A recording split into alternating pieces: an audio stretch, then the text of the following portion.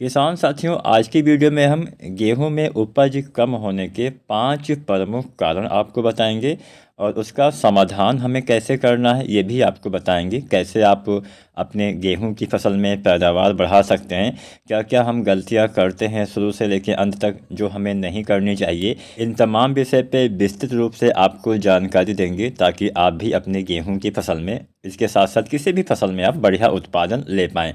तो चलिए ज़्यादा समय नहीं लेते हैं, जानते हैं सबसे पहले वो 5 हम कारण जानते हैं जिससे हमारी जो पैदावार है वो कम हो सकती है।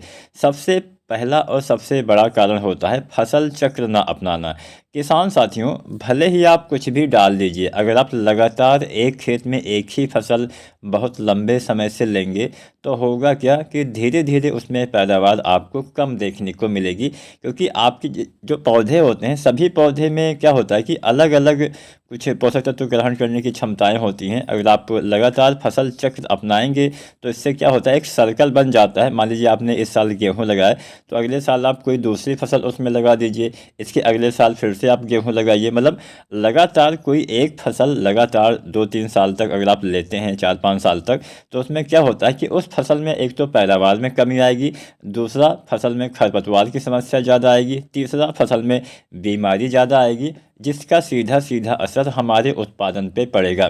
तो लगातार कोई फसल आप मत लगाइए, फसल चक्र अपनाएंगे तो इससे मिट्टी की जो उर्वरा शक्ति है वो भी बनी रहेगी और आपकी मिट्टी में भी सुधार होगा। मिट्टी के जो जो सूक्ष्म जीव होते हैं उनकी आबादी भी काफ़ी अच्छे से मेंटेन रहेगी और आपको बढ़िया उत्पादन मिलेगा। तो लगातार एक खेत में एक फसल आपको नहीं लेना है, आपको हर दूसरे साल कम से कम अपने फसल को चेंज करना है, वैरायटी चेंज करना है आपको। अब लगातार एक ही वैरायटी भी मत लगाइए, आप वैरायटी भी चेंज कर सकते हैं और फसलें भी आप बदल बदल के लगाएंगे तो अच्छा रहेगा। इसके साथ साथ दूसरा बड़ा कारण होता है उर्वरक की सही मात्रा का इस्तेमाल ना करना। जो हम खादों का इस्तेमाल करते हैं उनका इस्तेमाल अगर आप सही तरीके से नहीं करते हैं, केवल रासायनिक खादों के बल पे आप 2-4 साल तक तो बढ़िया उत्पादन ले पाएंगे, लेकिन धीरे धीरे आपको उसमें भी पैदावार में कमी देखने को मिलेगी। तो मैं ऐसा नहीं बोल रहा कि आप रासायनिक खाद मत डालिए, आप यूरिया डीएपी मत डालिए। इसके साथ साथ जो हमारी जैविक खादें होती हैं, जो हमारी ऑर्गेनिक कंपोस्ट होती हैं, उसका भी इस्तेमाल करिए। आप गोबर खाद का इस्तेमाल हर 2-3 साल पे अवश्य करिए, जिससे मिट्टी में भी सुधार होगा। लगातार जो केमिकल वाली खादें होती हैं इनको डालने से जो मिट्टी की ऊपरी सतह होती है एकदम समझ लीजिए पपड़ी की तरह हो जाती है, काफ़ी सख्त हो जाती है, जड़ों का विकास, जड़ों का फैलाव सही से नहीं हो पाता है। तो इसीलिए आप उनका भी इस्तेमाल करिए, लेकिन उसके साथ साथ आप गोबर खाद, वर्मी कंपोस्ट जो भी आपके वहाँ आसानी से सस्ते में उपलब्ध हो, गोबर खाद लगभग सभी जगह पे उपलब्ध होती है, तो इसका इस्तेमाल आप हर 2 साल पे कम से कम एक बार अपने खेत में अवश्य करिए। इसके साथ साथ खाद की सही मात्रा, गेहूं की फसल में अगर आप बढ़िया पैदावार देना चाहते हैं तो यहाँ पे हम आपको खाद की मात्रा भी बता देते हैं कि इन खादों का इस्तेमाल आपको गेहूं की फसल में कब कब करना चाहिए ताकि आपको बढ़िया उत्पादन मिल सके।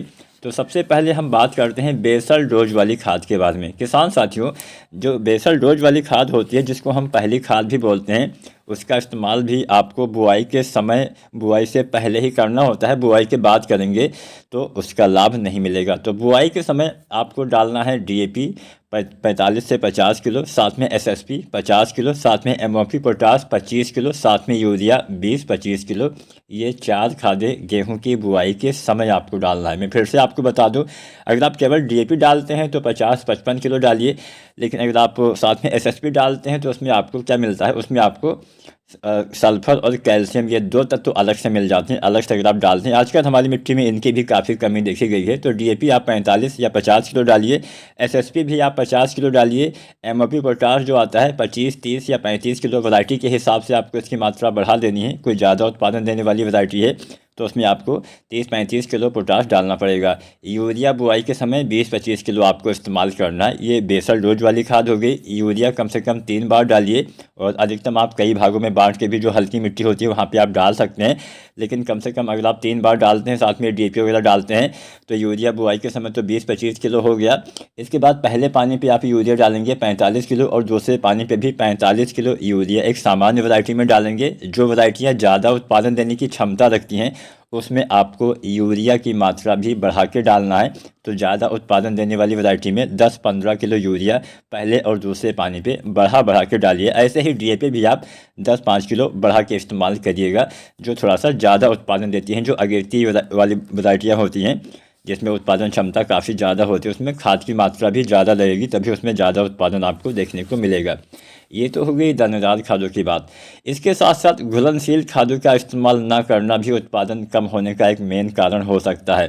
अब ये जो हमने पहले आपको खादें बताई, यूरिया, डीएपी, एमओपी, ये तमाम चीज़ें तो हम मिट्टी में इस्तेमाल करते हैं, लेकिन कुछ खादें होती हैं केवल इन्हीं खादों के बल पे हमें अच्छा उत्पादन नहीं मिलता है। कुछ सूक्ष्म तत्व वाले खादें भी होती है, जिंक हो गया, आपका मैग्नीशियम हो गया, मैग्नीज हो गया, तमाम ऐसी चीज़ें हो गई जिसका इस्तेमाल हम करते हैं। लेकिन अगर आप मिट्टी में यही जिंक डालते हैं तो उसका कम लाभ मिलता है, स्प्रे करते हैं तो ज़्यादा लाभ मिलता है। तो जिंक अगर आप डालने वाले हैं तो मेरे हिसाब से आपको मिट्टी में डालना बंद करके अब जिंक का आपको स्प्रे विधि से प्रयोग करना चाहिए, इससे उसका ज़्यादा फ़ायदा मिलेगा। तो आप 33% वाला जिंक सल्फेट भी स्प्रे कर सकते हैं। लगभग 700 ग्राम मात्रा आपको लेनी है। साथ में 1-2 किलो दानेदार यूरिया मिलाना पड़ेगा। यूरिया नहीं मिलाना चाहते हैं तो बुझे हुए चूने का पानी मिलाइए। अगर आप 21% वाला जिंक सल्फेट स्प्रे करने वाले हैं तो इसकी 1 किलो मात्रा आपको लेनी पड़ेगी। एक चिलेटेड वाला जिंक आता है 12% वाला, इसका भी इस्तेमाल आप स्प्रे विधि से कर सकते हैं। इसकी लगभग 100 ग्राम मात्रा पर एकड़ के हिसाब से आपको लेना पड़ेगा। तो ये तो मात्रा होगी। अगर आप जिंक का स्प्रे करते हैं तो कम से कम 2 या 3 बार आपको डालना पड़ेगा। पहली बार पहले पानी पे डालिए, दूसरी बार दूसरे पानी पे डालिए, और अंतिम बार बाली आने से पहले गबोट अवस्था में अगर आप जिंक का स्प्रे करते हैं तो इससे आपको ज़्यादा फ़ायदा मिलता है। पौधे में अच्छे से भोजन का निर्माण होता है, फसल की अच्छी ग्रोथ होती है और बढ़िया आपको उत्पादन भी किसान साथियों देखने को मिल जाता है। इसके साथ साथ कुछ दूसरे तत्व हैं, जैसे अगर आप सल्फर डालते हैं वो भी डाल सकते हैं। एक फार्मूला है जो हम अक्सर बोलते हैं कि अगर आप डालते हैं तो बढ़िया फ़ायदा मिलता है, जिसमें हम जिंक लेंगे। जिंक आपको मैंने मात्रा बता ही दी, 33% वाली 700 ग्राम, 21% वाली 1 किलो या 12% वाली 100 ग्राम। साथ में लीजिए मैग्नीशियम सल्फेट लगभग 1 किलो, इसके इस्तेमाल से बढ़िया फ़ायदा मिलता है। इसके साथ आप लीजिए फेरस सल्फेट आधा किलो यानी 500 ग्राम। साथ में लीजिए मैग्नीज सल्फेट 250 ग्राम। इसके साथ आप 1-2 किलो दानेदार यूरिया लीजिए, इसका आप स्प्रे कर दीजिए। कल्ले निकलते समय से लेकर बाली आने से पहले तक इसका इस्तेमाल किया जा सकता है। कल्ले निकलते समय डालेंगे तो कल्ले का फुटाव अच्छे से होगा, बाली आते समय डालेंगे तो बालियाँ अच्छे से विकसित होंगी और बढ़िया फ़ायदा आपको मिलेगा। कमज़ोर फसल है, कई बार इनकी वजह से भी फसलों में अच्छे से विकास, अच्छे से ग्रोथ वगैरह नहीं हो पाती है, तो इनका इस्तेमाल भी आप कर सकते हैं। बहुत सारे किसान साथी ह्यूमिक एसिड वगैरह भी डालते हैं, तो वो भी आप लगभग पहले पानी के आसपास ह्यूमिक एसिड भी, जब आप यूरिया वगैरह डालते हैं तो साथ में आप ह्यूमिक एसिड जो आता है, कई कंपनियां अलग अलग फार्मूले में बनाती हैं ह्यूमिक एसिड, साथ में फ्लोरिक एसिड भी आपको मिल जाएगा। तो ह्यूमिक एसिड जो आता है 98% वाला लगभग आपको 1 से 1.5 किलो पहले पानी के आसपास इस्तेमाल करेंगे तो इससे ज़्यादा फ़ायदा मिलता है। अगर ना डाल पाए हो तो दूसरे पानी तक भी इसका इस्तेमाल किसान साथी कर सकते हैं। ह्यूमिक एसिड से एक तो जड़ों का विकास अच्छे से होता है, दूसरा ये घुलनशील तत्वों को घुलनशील बनाने का भी काम करता है, जिससे पौधे में जो आपने पहले से कभी मिट्टी में कोई सूक्ष्म तत्व डाला होगा जो अघुलनशील हो गया होगा, वो पौधे अच्छे से ले पाते हैं। कुछ गलतियाँ भी हम करते हैं, जैसे हम जिंक का इस्तेमाल फास्फोरस वाली खाद के साथ कर देते हैं, तो ये दोनों चीज़ें अघुलनशील हो जाती है, एक नया तत्व बन जाता है जिंक फास्फेट जो अघुलनशील होता है। ना तो आपके पौधे को फास्फोरस की मात्रा मिल पाएगी, ना ही आपके पौधे को जिंक की मात्रा मिल पाएगी। दोनों चीज़ें समझ लीजिए मिट्टी में तो उपलब्ध रहेंगी लेकिन अघुलनशील रूप में रहेंगी। तो कभी भी कुछ बहुत सारी खादों का इस्तेमाल एक साथ भी करने से बचना चाहिए। भले ही कोई नुकसान ना हो, लेकिन उसकी जो लाभ होने का प्रतिशत है, जो मात्रा है, वो कम हो जाती है। तो कोशिश करिए कि ज़्यादातर खादें एक साथ मिला के मत डालिए, नहीं तो इसमें थोड़ा सा दिक्कत आ सकती है।